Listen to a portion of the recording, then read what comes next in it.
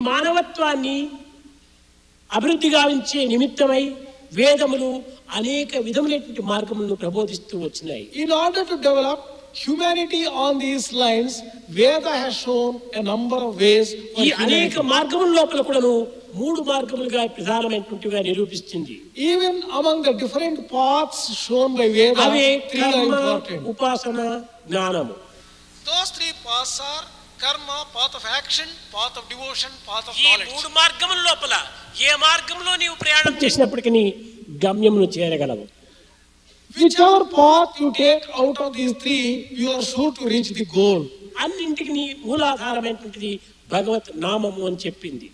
The most important one, even among all these things, is the name of the Lord.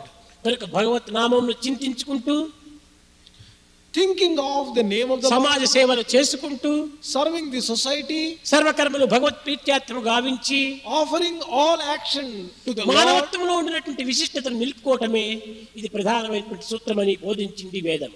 Veda has said that maintaining humanity, following these human values, is the most important thing.